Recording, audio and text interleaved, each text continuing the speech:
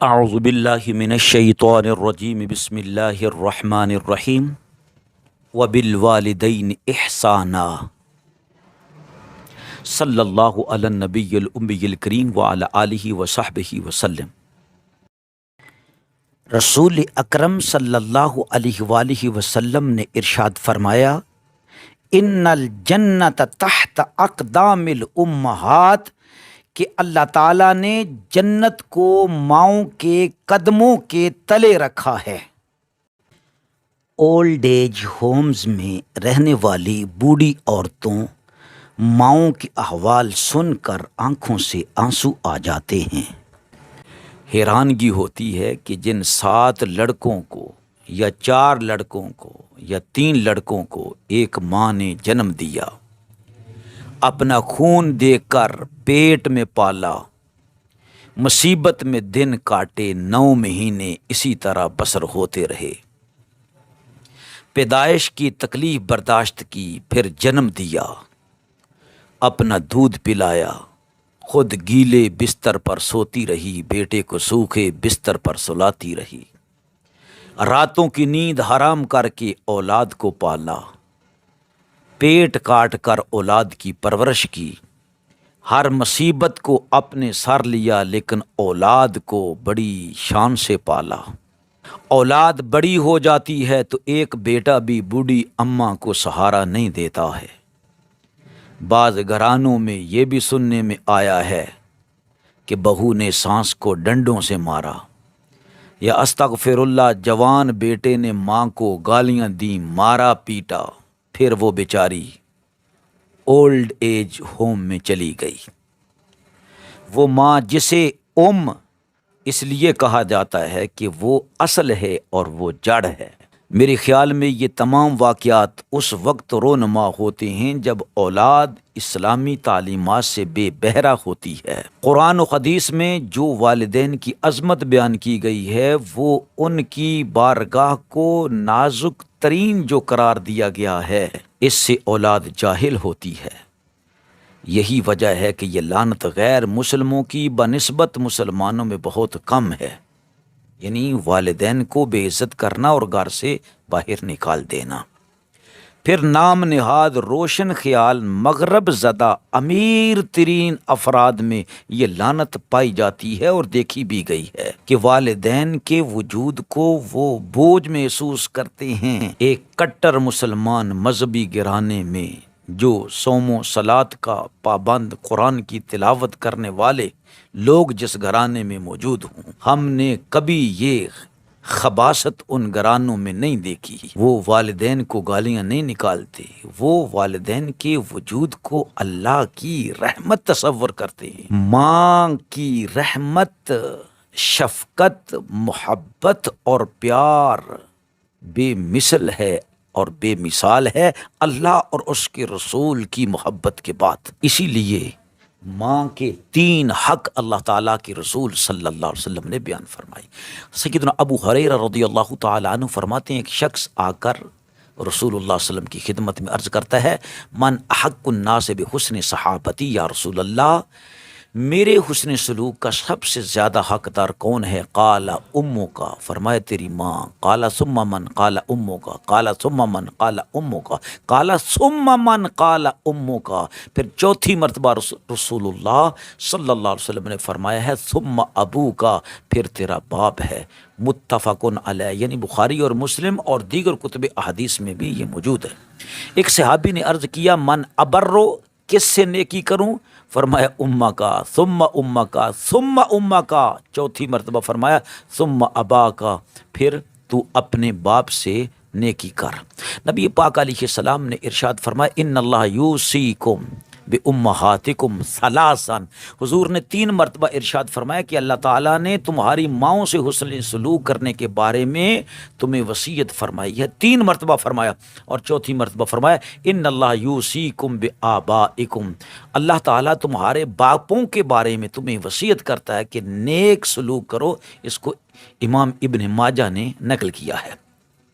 میرے سامعین، حاضرین، ناظرین، نبی اقدس صلی اللہ تعالی علیہ وآلہ وسلم کی بارگاہ میں ایک شخص حاضر ہوتا ہے عرض کرتا ہے اصبت ذنبا عظیما، یا رسول اللہ بڑا گناہ کر بیٹھا ہوں، فہل لی توبۃ، کیا میرے لیے توبہ ہے؟ قال هل لک من کیا تیری ماں زندہ ہے؟ قال لا، عرض کی نہیں یا رسول اللہ۔ قال هل لک من خالۃ، کیا تیری کوئی خالہ زندہ ہے؟ قال نعم، کہا ہاں یا رسول اللہ میری خالہ زندہ ہے۔ قال فبرها، جا اپنی خالہ سے جا کر نیکی کر۔ کیا مطلب؟ رسول اللہ نے یہ راستہ بتایا کہ اگر تو اپنی خالہ کے ساتھ نیکی کرے گا، اس پر سخاوت کرے گا، تیری خالہ خوش ہو جائے گی، تیری ماں کی روح خوش ہو جائے گی، اور اللہ رب العزت بھی تجھے بخش دے گا۔ نبی پاک صلی اللہ علیہ وسلم نے فرمایا من کان یؤمن باللہ والیوم الآخر فلیکرم ضیفہ، وہ اپنے ہمسائے سے اچھا سلوک کرے جو اللہ اور یوم آخرت پر ایمان رکھتا ہے۔ اور پھر فرمایا من کان یؤمن باللہ والیوم الآخر فلیصل رحمہ، جو اللہ اور آخرت پر ایمان رکھتا ہے اسے چاہیے کہ ماں کے رشتے سے نیک سلوک کرے۔ عزیزان گرامی قدر، نبی پاک صلی اللہ تعالیٰ علیہ وسلم فرماتے ہیں جب ماں کے رشتے کو اللہ نے پیدا فرمایا تو اس نے اللہ کے عرش کو پکڑ لیا اور رونے لگا، تو اللہ تعالیٰ نے فرمایا تو کیوں روتا ہے؟ اما ترضین ان اصل من وصلک وہ اقطع من قطع، فرمایا کیا تو اس بات پر راضی نہیں اے ماں کے رشتے؟ اللہ، جس کو اللہ نے اپنے اسم مبارک رحمان سے نکالا ہے، رحمان سے رحم کا رشتہ، رحم کا رشتہ، تو اللہ نے فرمایا کیا تو اس بات پر راضی نہیں ہے؟ جو تجھے جوڑے گا میں اس سے تعلق جوڑ لوں گا، اور تو تجھ سے تعلق توڑے گا میں بھی اس سے تعلق توڑ لوں گا۔ تو یہ ماں کا رشتہ راضی ہو گیا۔ قالت بلا، اس نے عرض کی کیوں نہیں میرے پروردگار، میں اس بات پر راضی ہو گیا ہوں۔ میرے عزیز دوستو، ماں اور باپ وہ ایسا رشتہ ہیں کہ جن کا توڑ دنیا میں کہیں بھی نظر نہیں آتا۔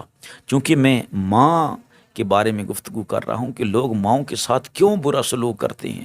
نبی پاک صلی اللہ علیہ وسلم نے ارشاد فرمایا دخلت الجنت، میں جنت میں داخل ہوا، فسمعت فیہا قراءۃ، میں نے وہاں پر قرآن کے سننے کی آواز سنی، قرآن پڑھنے کی آواز سنی۔ فقلت من ھذا، میں نے کہا کہ یہ کون ہے جو قرآن پڑھ رہا ہے اور جنت میں اس کی آواز آ رہی ہے؟ قالوا حارثۃ بن نعمان، عرض کی گئی یا رسول اللہ یہ آپ کا غلام حارثہ بن نعمان ہے، آپ کا صحابی۔ تو رسول اللہ صلی اللہ علیہ وسلم نے فرمایا صحابہ سے کذالک البر، کذالک البر، کذالک البر، نیکی کوئی کرے تو اس طرح کرے جس طرح حضرت حارثہ بن نعمان نیکی کرتے۔ وہ کیا نیکی کرتے تھے؟ رسول اللہ نے فرمایا وَكَانَ أَبَرَّ النَّاسِ بِأُمِّهِ، وہ اپنی ماں سے سب سے زیادہ، لوگوں کی بنسبت سب سے زیادہ نیک سلوک کرنے والا تھا۔ اس کو امام حاکم رحمۃ اللہ علیہ نے علی شروط بخاری نقل کیا ہے۔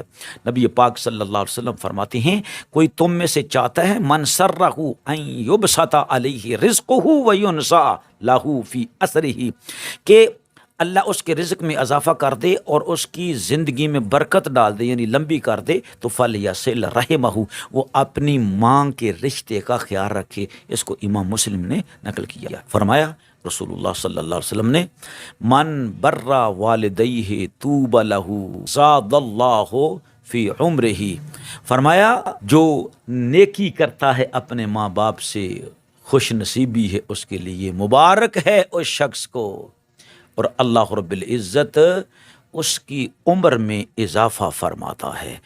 ہم اللہ تعالیٰ سے دعا کرتے ہیں کہ اللہ تعالیٰ والدین کو یہ توفیق عطا فرمائے کہ اپنی اولاد کو علماء کے پاس بھیجیں، ان کو قرآن پڑھائیں اور پھر ان کو مسائل دینی سکھائیں، اللہ رب العزت کی قرآن کا ترجمہ سکھائیں، عالم دین بنائیں، پھر انشاءاللہ ساری زندگی خوشیاں منائیں کہ والدین اولاد کی آنکھوں کی ٹھنڈک بن جائیں گے۔ پھر وہی معاشرہ آ جائے گا کہ نبی اقدس صلی اللہ علیہ وسلم کے صحابہ اکرام اپنے والدین سے کس طرح نیک سلوک کیا کرتے تھے، کیونکہ نبی پاک علیہ السلام نے جہالت کو ختم کر دیا۔